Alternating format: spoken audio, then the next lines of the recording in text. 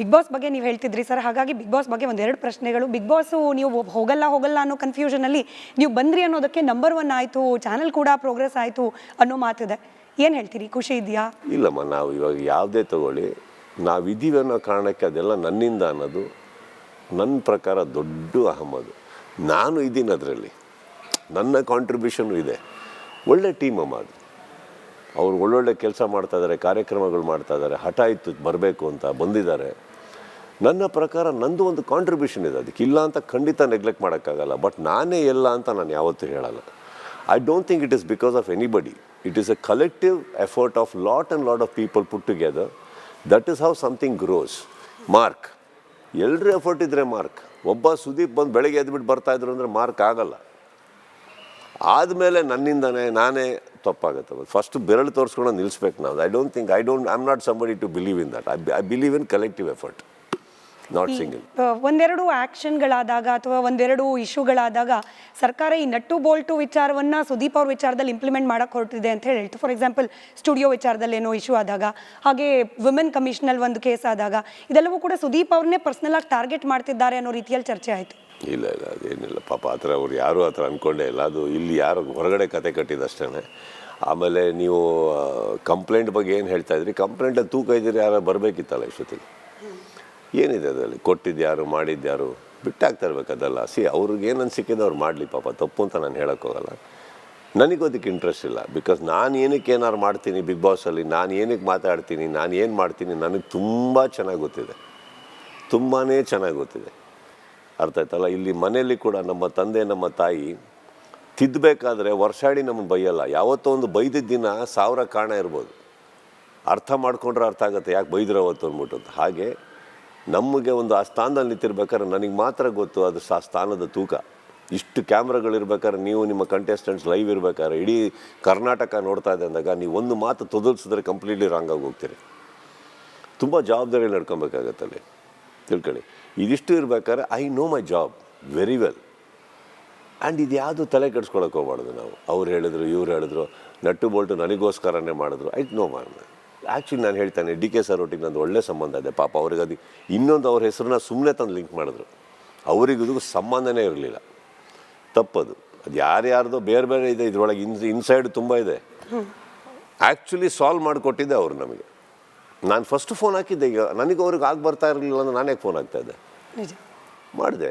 ನನ್ನ ಗೆಳೆಯ, ನನ್ನ ಸ್ನೇಹಿತ, ಸಹೋದರ ನಲ್ಪಾಡ್ ಅಂತ ಒಬ್ರು ಇದ್ದಾರೆ, ಅವ್ರಿಗೆ ಫೋನ್ ಹಾಕಿದೆ. ಯಾಕಂದ್ರೆ ಅವ್ರ ಮೂಲಕನೇ ಮಾತಾಡ್ಸೋದು ನಾನು.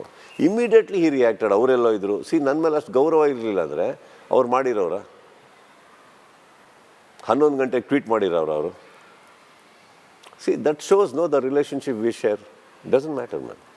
ಬಿಗ್ ಬಾಸ್ ಬಗ್ಗೆ ನೀವು ಹೇಳ್ತಿದ್ರಿ ಸರ್. ಹಾಗಾಗಿ ಬಿಗ್ ಬಾಸ್ ಬಗ್ಗೆ ಒಂದೆರಡು ಪ್ರಶ್ನೆಗಳು. ಬಿಗ್ ಬಾಸ್ ನೀವು ಹೋಗಲ್ಲ ಅನ್ನೋ ಕನ್ಫ್ಯೂಷನಲ್ಲಿ ನೀವು ಬಂದ್ರಿ ಅನ್ನೋದಕ್ಕೆ ನಂಬರ್ 1 ಆಯಿತು, ಚಾನಲ್ ಕೂಡ ಪ್ರೋಗ್ರೆಸ್ ಆಯಿತು ಅನ್ನೋ ಮಾತಿದೆ. ಏನು ಹೇಳ್ತೀರಿ? ಖುಷಿ ಇದೆಯಾ? ಇಲ್ಲಮ್ಮ, ನಾವು ಇವಾಗ ಯಾವುದೇ ತಗೊಳ್ಳಿ, ನಾವಿದ್ದೀವಿ ಅನ್ನೋ ಕಾರಣಕ್ಕೆ ಅದೆಲ್ಲ ನನ್ನಿಂದ ಅನ್ನೋದು ನನ್ನ ಪ್ರಕಾರ ದೊಡ್ಡ ಅಹಮದು. ನಾನು ಇದ್ದೀನಿ, ಅದರಲ್ಲಿ ನನ್ನ ಕಾಂಟ್ರಿಬ್ಯೂಷನ್ ಇದೆ. ಒಳ್ಳೆ ಟೀಮ್ ಅಮ್ಮ ಅದು. ಅವ್ರು ಒಳ್ಳೊಳ್ಳೆ ಕೆಲಸ ಮಾಡ್ತಾಯಿದ್ದಾರೆ, ಕಾರ್ಯಕ್ರಮಗಳು ಮಾಡ್ತಾಯಿದ್ದಾರೆ. ಹಠ ಇತ್ತು ಬರಬೇಕು ಅಂತ ಬಂದಿದ್ದಾರೆ. ನನ್ನ ಪ್ರಕಾರ ನಂದು ಒಂದು ಕಾಂಟ್ರಿಬ್ಯೂಷನ್ ಇದೆ. ಅದಕ್ಕೆ ಇಲ್ಲ ಅಂತ ಖಂಡಿತ ನೆಗ್ಲೆಕ್ಟ್ ಮಾಡೋಕ್ಕಾಗಲ್ಲ. ಬಟ್ ನಾನೇ ಎಲ್ಲ ಅಂತ ನಾನು ಯಾವತ್ತೂ ಹೇಳಲ್ಲ. I don't think it is because of anybody. It is a collective effort of lot of people put together. That is how something grows. Mark, ಎಲ್ಲರೂ ಎಫರ್ಟ್ ಇದ್ದರೆ ಮಾರ್ಕ್. ಒಬ್ಬ ಸುದೀಪ್ ಬಂದು ಬೆಳಗ್ಗೆ ಎದ್ಬಿಟ್ಟು ಬರ್ತಾಯಿದ್ರು ಅಂದರೆ ಮಾರ್ಕ್ ಆಗಲ್ಲ. ಆದಮೇಲೆ ನನ್ನಿಂದನೇ ನಾನೇ ತಪ್ಪಾಗುತ್ತೆ. ಫಸ್ಟ್ ಬೆರಳು ತೋರಿಸ್ಕೊಂಡು ನಿಲ್ಲಿಸ್ಬೇಕು ನಾವು. I am not somebody to believe in that. I believe in collective effort, not single. ಒಂದೆರಡು ಆ್ಯಕ್ಷನ್ಗಳಾದಾಗ ಅಥವಾ ಒಂದೆರಡು ಇಶ್ಯೂಗಳಾದಾಗ ಸರ್ಕಾರ ಈ ನಟ್ಟು ಬೋಲ್ಟು ವಿಚಾರವನ್ನು ಸುದೀಪ್ ಅವ್ರ ವಿಚಾರದಲ್ಲಿ ಇಂಪ್ಲಿಮೆಂಟ್ ಮಾಡೋಕ್ಕೆ ಹೊರಟಿದೆ ಅಂತ ಹೇಳ್ತು. ಫಾರ್ ಎಕ್ಸಾಂಪಲ್ ಸ್ಟುಡಿಯೋ ವಿಚಾರದಲ್ಲಿ ಏನೋ ಇಶ್ಯೂ ಆದಾಗ, ಹಾಗೆ ವುಮೆನ್ ಕಮಿಷನಲ್ಲಿ ಒಂದು ಕೇಸ್ ಆದಾಗ, ಇದೆಲ್ಲವೂ ಕೂಡ ಸುದೀಪ್ ಅವ್ರನ್ನೇ ಪರ್ಸ್ನಲಾಗಿ ಟಾರ್ಗೆಟ್ ಮಾಡ್ತಿದ್ದಾರೆ ಅನ್ನೋ ರೀತಿಯಲ್ಲಿ ಚರ್ಚೆ ಆಯಿತು. ಇಲ್ಲ ಅದೇನಿಲ್ಲ ಪಾಪ. ಆ ಥರ ಅವ್ರು ಯಾರೂ ಆ ಥರ ಅಂದ್ಕೊಂಡೇ ಇಲ್ಲ. ಅದು ಇಲ್ಲಿ ಯಾರು ಹೊರಗಡೆ ಕತೆ ಕಟ್ಟಿದಷ್ಟೇ. ಆಮೇಲೆ ನೀವು ಕಂಪ್ಲೇಂಟ್ ಬಗ್ಗೆ ಏನು ಹೇಳ್ತಾ ಇದ್ರಿ, ಕಂಪ್ಲೇಂಟಲ್ಲಿ ತೂಕ ಇದ್ದೀರಿ, ಯಾರು ಬರಬೇಕಿತ್ತಲ್ಲ ಇಷ್ಟೊತ್ತಿಗೆ. ಏನಿದೆ ಅದರಲ್ಲಿ? ಕೊಟ್ಟಿದ್ಯಾರು, ಮಾಡಿದ್ಯಾರು, ಬಿಟ್ಟಾಗ್ತಾ ಇರ್ಬೇಕು ಅದೆಲ್ಲ. ಅವ್ರಿಗೆ ಏನನ್ನು ಸಿಕ್ಕಿದೆ ಅವ್ರು ಮಾಡಲಿ ಪಾಪ, ತಪ್ಪು ಅಂತ ನಾನು ಹೇಳೋಕ್ಕೋಗಲ್ಲ. ನನಗೂ ಅದಕ್ಕೆ ಇಂಟ್ರೆಸ್ಟ್ ಇಲ್ಲ. ಬಿಕಾಸ್ ನಾನು ಏನಕ್ಕೆ ಏನಾರು ಮಾಡ್ತೀನಿ ಬಿಗ್ ಬಾಸಲ್ಲಿ, ನಾನು ಏನಕ್ಕೆ ಮಾತಾಡ್ತೀನಿ, ನಾನು ಏನು ಮಾಡ್ತೀನಿ, ನನಗೆ ತುಂಬ ಚೆನ್ನಾಗಿ ಗೊತ್ತಿದೆ, ತುಂಬಾ ಚೆನ್ನಾಗಿ ಗೊತ್ತಿದೆ.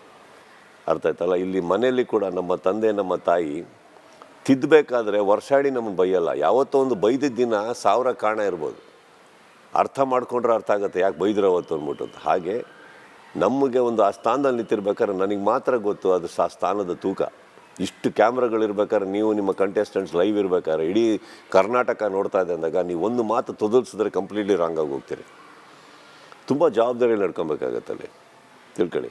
ಇದಿಷ್ಟು ಇರ್ಬೇಕಾದ್ರೆ I know my job very well. And ಇದು ಯಾವುದು ತಲೆ ಕೆಡಿಸ್ಕೊಳಕ್ಕೆ ಹೋಗ್ಬಾರ್ದು ನಾವು. ಅವ್ರು ಹೇಳಿದ್ರು, ಇವ್ರು ಹೇಳಿದ್ರು, ನಟ್ಟು ಬೋಲ್ಟು ನನಗೋಸ್ಕರನೇ ಮಾಡಿದ್ರು. ಐಟ್ ನೋ ಮ್ಯಾನ್. ಆ್ಯಕ್ಚುಲಿ ನಾನು ಹೇಳ್ತಾನೆ, ಡಿ ಕೆ ಸರ್ ಒಟ್ಟಿಗೆ ನಂದು ಒಳ್ಳೆ ಸಂಬಂಧ ಇದೆ. ಪಾಪ ಅವ್ರಿಗೆ ಅದು ಇನ್ನೊಂದು ಅವ್ರ ಹೆಸರನ್ನ ಸುಮ್ಮನೆ ತಂದು ಲಿಂಕ್ ಮಾಡಿದ್ರು. ಅವರಿಗೂ ಸಂಬಂಧನೇ ಇರಲಿಲ್ಲ. ತಪ್ಪದು. ಅದು ಯಾರ್ಯಾರ್ದೋ ಬೇರೆ ಬೇರೆ ಇದೆ ಇದರೊಳಗೆ. ಇನ್ಸೈಡ್ ತುಂಬ ಇದೆ. ಆ್ಯಕ್ಚುಲಿ ಸಾಲ್ವ್ ಮಾಡಿಕೊಟ್ಟಿದ್ದೆ ಅವರು ನಮಗೆ. ನಾನು ಫಸ್ಟ್ ಫೋನ್ ಹಾಕಿದ್ದೆ. ಈಗ ನನಗೆ ಅವ್ರಿಗೆ ಆಗಿ ಬರ್ತಾ ಇರಲಿಲ್ಲ ಅಂದ್ರೆ ನಾನೇ ಫೋನ್ ಹಾಕ್ತಾಯಿದ್ದೆ. ಮಾಡಿದೆ.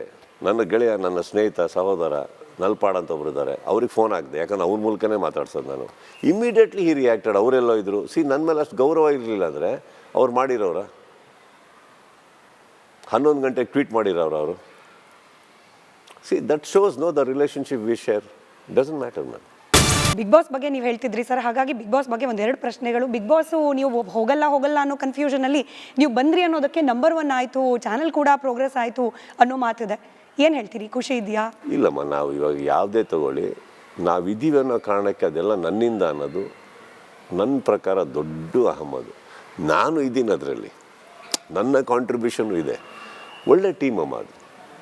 ಅವ್ರು ಒಳ್ಳೊಳ್ಳೆ ಕೆಲಸ ಮಾಡ್ತಾಯಿದ್ದಾರೆ, ಕಾರ್ಯಕ್ರಮಗಳು ಮಾಡ್ತಾಯಿದ್ದಾರೆ. ಹಠ ಇತ್ತು ಬರಬೇಕು ಅಂತ ಬಂದಿದ್ದಾರೆ.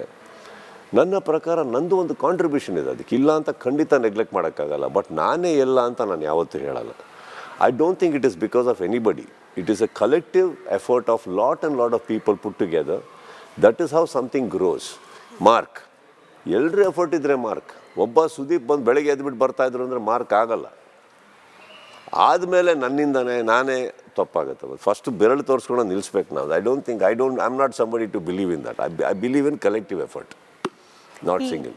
ಒಂದೆರಡು ಆ್ಯಕ್ಷನ್ಗಳಾದಾಗ ಅಥವಾ ಒಂದೆರಡು ಇಶ್ಯೂಗಳಾದಾಗ ಸರ್ಕಾರ ಈ ನಟ್ಟು ಬೋಲ್ಟು ವಿಚಾರವನ್ನು ಸುದೀಪ್ ಅವ್ರ ವಿಚಾರದಲ್ಲಿ ಇಂಪ್ಲಿಮೆಂಟ್ ಮಾಡೋಕ್ಕೆ ಹೊರಟಿದೆ ಅಂತ ಹೇಳ್ತು. ಫಾರ್ ಎಕ್ಸಾಂಪಲ್ ಸ್ಟುಡಿಯೋ ವಿಚಾರದಲ್ಲಿ ಏನೋ ಇಶ್ಯೂ ಆದಾಗ, ಹಾಗೆ ವುಮೆನ್ ಕಮಿಷನಲ್ಲಿ ಒಂದು ಕೇಸ್ ಆದಾಗ, ಇದೆಲ್ಲವೂ ಕೂಡ ಸುದೀಪ್ ಅವ್ರನ್ನೇ ಪರ್ಸ್ನಲಾಗಿ ಟಾರ್ಗೆಟ್ ಮಾಡ್ತಿದ್ದಾರೆ ಅನ್ನೋ ರೀತಿಯಲ್ಲಿ ಚರ್ಚೆ ಆಯಿತು. ಇಲ್ಲ ಅದೇನಿಲ್ಲ ಪಾಪ. ಆ ಥರ ಅವ್ರು ಯಾರೂ ಆ ಥರ ಅಂದ್ಕೊಂಡೇ ಇಲ್ಲ. ಅದು ಇಲ್ಲಿ ಯಾರು ಹೊರಗಡೆ ಕತೆ ಕಟ್ಟಿದಷ್ಟೇ. ಆಮೇಲೆ ನೀವು ಕಂಪ್ಲೇಂಟ್ ಬಗ್ಗೆ ಏನು ಹೇಳ್ತಾಯಿದ್ರಿ, ಕಂಪ್ಲೇಂಟಲ್ಲಿ ತೂಕ ಇದ್ದೀರಿ, ಯಾರು ಬರಬೇಕಿತ್ತಲ್ಲ ಇಷ್ಟೊತ್ತಿಗೆ. ಏನಿದೆ ಅದರಲ್ಲಿ? ಕೊಟ್ಟಿದ್ಯಾರು, ಮಾಡಿದ್ಯಾರು, ಬಿಟ್ಟಾಗ್ತಾ ಇರ್ಬೇಕು ಅದೆಲ್ಲ. ಅವ್ರಿಗೆ ಏನು ಅನ್ಸಿಕ್ಕಿದೆ ಅವ್ರು ಮಾಡಲಿ ಪಾಪ. ತಪ್ಪು ಅಂತ ನಾನು ಹೇಳೋಕ್ಕೋಗಲ್ಲ. ನನಗೂ ಅದಕ್ಕೆ ಇಂಟ್ರೆಸ್ಟ್ ಇಲ್ಲ. ಬಿಕಾಸ್ ನಾನು ಏನಕ್ಕೆ ಏನಾರು ಮಾಡ್ತೀನಿ ಬಿಗ್ ಬಾಸಲ್ಲಿ, ನಾನು ಏನಕ್ಕೆ ಮಾತಾಡ್ತೀನಿ, ನಾನು ಏನು ಮಾಡ್ತೀನಿ, ನನಗೆ ತುಂಬ ಚೆನ್ನಾಗಿ ಗೊತ್ತಿದೆ. ತುಂಬಾ ಚೆನ್ನಾಗಿ ಗೊತ್ತಿದೆ. ಅರ್ಥ ಆಯ್ತಲ್ಲ? ಇಲ್ಲಿ ಮನೆಯಲ್ಲಿ ಕೂಡ ನಮ್ಮ ತಂದೆ, ನಮ್ಮ ತಾಯಿ ತಿದ್ದಬೇಕಾದ್ರೆ ವರ್ಷಾಡಿ ನಮ್ಮನ್ನು ಬೈಯಲ್ಲ. ಯಾವತ್ತೋ ಒಂದು ಬೈದಿದ್ದ ದಿನ 1000 ಕಾರಣ ಇರ್ಬೋದು. ಅರ್ಥ ಮಾಡ್ಕೊಂಡ್ರೆ ಅರ್ಥ ಆಗುತ್ತೆ ಯಾಕೆ ಬೈದ್ರು ಅವತ್ತು ಅಂದ್ಬಿಟ್ಟು. ಹಾಗೆ ನಮಗೆ ಒಂದು ಆ ಸ್ಥಾನದಲ್ಲಿ ನಿಂತಿರ್ಬೇಕಾದ್ರೆ ನನಗೆ ಮಾತ್ರ ಗೊತ್ತು ಅದು ಆ ಸ್ಥಾನದ ತೂಕ. ಇಷ್ಟು ಕ್ಯಾಮ್ರಾಗಳಿರ್ಬೇಕಾದ್ರೆ, ನೀವು ನಿಮ್ಮ ಕಂಟೆಸ್ಟೆಂಟ್ಸ್ ಲೈವ್ ಇರ್ಬೇಕಾದ್ರೆ, ಇಡೀ ಕರ್ನಾಟಕ ನೋಡ್ತಾ ಇದೆ ಅಂದಾಗ ನೀವು ಒಂದು ಮಾತು ತೊದಲ್ಸಿದ್ರೆ ಕಂಪ್ಲೀಟ್ಲಿ ರಾಂಗ್ ಆಗಿ ಹೋಗ್ತೀರಿ. ತುಂಬ ಜವಾಬ್ದಾರಿ ನಡ್ಕೊಬೇಕಾಗತ್ತಲ್ಲಿ, ತಿಳ್ಕೊಳ್ಳಿ. ಇದಿಷ್ಟು ಇರ್ಬೇಕಾದ್ರೆ I know my job very well. And ಇದು ಯಾವುದು ತಲೆ ಕೆಡಿಸ್ಕೊಳಕ್ಕೆ ಹೋಗ್ಬಾರ್ದು ನಾವು. ಅವ್ರು ಹೇಳಿದ್ರು, ಇವ್ರು